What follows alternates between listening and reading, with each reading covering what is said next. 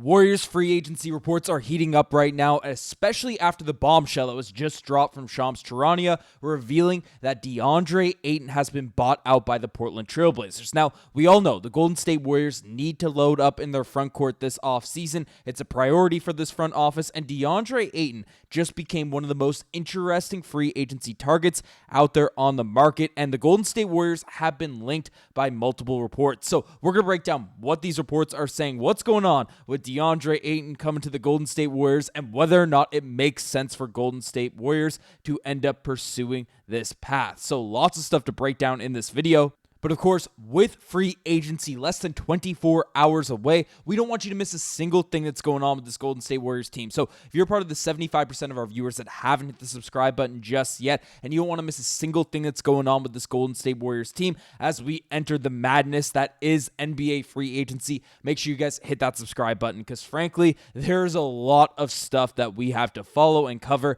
out here for the Golden State Warriors. So let's dive into it, because there are a lot of things going on around the NBA right now. But first and foremost, what just dropped from Shams Charania, as basically news came out. Breaking, DeAndre Ayton is finalizing a contract buyout with the Portland Trail Blazers to become a free agent. Sources tell ESPN. And right away, as soon as that dropped, you saw that report there, the Lakers, Celtics, Warriors, and Bucks all have clear needs at the center position entering free agency tomorrow. As an immediate reply, Brett Siegel threw out to the Shams Charania report that DeAndre Ayton was bought out. Now, we know DeAndre Ayton is by no means a perfect basketball player. He is a talented player, obviously was on that Phoenix Suns team that ended up making the NBA Finals, but if he was one of those ideal top 5 centers in the NBA, he wouldn't have just been bought out by a team that's probably not going to make the playoffs out there in the Western Conference. So what is he as a basketball player? We take a look at his stats first, because I know there's going to be a lot of people already have commented that this is stupid, they're frustrated with DeAndre Ayton, but he is a guy that averaged 14.4 points per game, 10 rebounds, 1.6 assists, and 1 block per night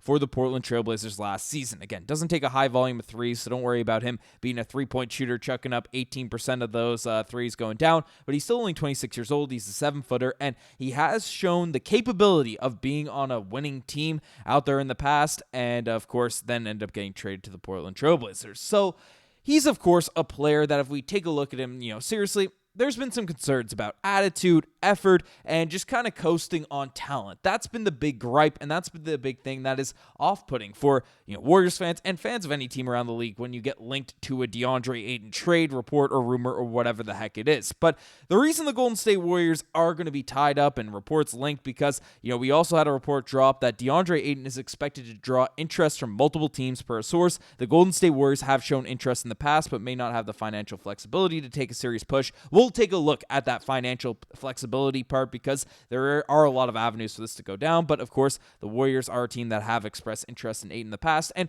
the reason is because when you have that talent as a 7-footer and you've shown it in flashes, and at the highest level, he was pretty good out there during those Suns playoff runs until Monty Williams ended up benching him. That's a guy that you take a risk on, and the Warriors, of course, need some help out there in their front line. Trayce Jackson-Davis, think has a lot of upside. Can block some shots, can do a lot of different stuff out there on the court. Quinten Post, brought back by this Golden State Warriors team, stretches the floor, had some big moments in the back half of last year.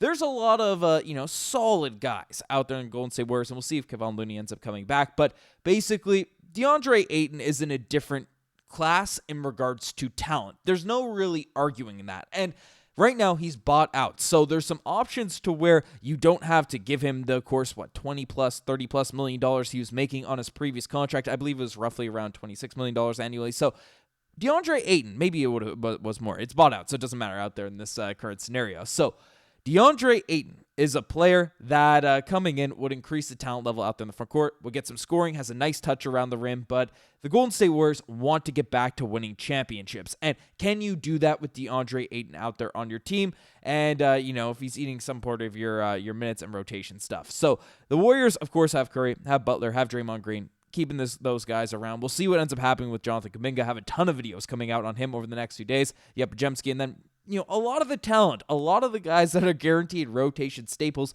are in the backcourt, are guards and wings for this team. So it's really just, Jackson-Davis as well as Quinten Post that are those main pieces that are competing out there at that center spot. So even if there are questions about DeAndre Ayton over the course of a postseason run, hey, will he be locked in? Will he be not taking plays off or those types of things? I think just the value he'd provide out there in the regular season, especially if it's at the right price, would be immense for this team because the Warriors have star talent, right? Championship pedigree. Steph Curry, Draymond Green. Jimmy Butler didn't win a championship, but has that intensity, has that same mentality out there with these guys. So they're going to be able to do it in the playoffs, but they can't do it for an 82-game run. It's going to lead to injuries. It's going to lead to just issues that we've seen in seasons past when you put too much load on some aging stars. So if you can have Ayton just eat up some points, eat up some minutes, just eat up some possessions over the course of a season, take those hits, take those bumps, and be a guy that's able to play consistently over the course of the season, that will be very valuable. And then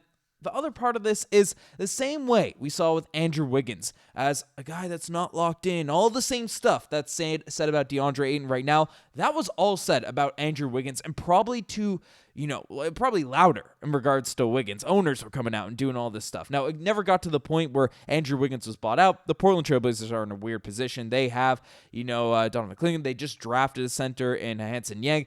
They have a lot of guys. They have a lot of guys out there at that center position. And Robert Williams is out there too. Time Lord. So